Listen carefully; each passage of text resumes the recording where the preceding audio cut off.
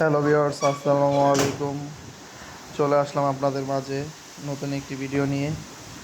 তো আমরা গেছিলাম পাবনা জেলা ঈশ্বরদী থানা অরণখোলা পশুরহাটের পাশে।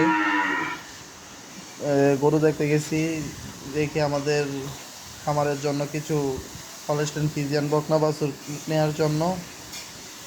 তো অনেক ঘোরাঘুরি করার পরে একটা খামারের সন্ধান পেলাম। তো আমরা গেলাম, যার পরে খামারের গরুগুলো দেখতাছি। তো মোটামুটি গরুগুলো ভালোই, আমাদেরও পছন্দ হয়েছে। তো আমরা নিলে সবগুলো একসাথে নিব।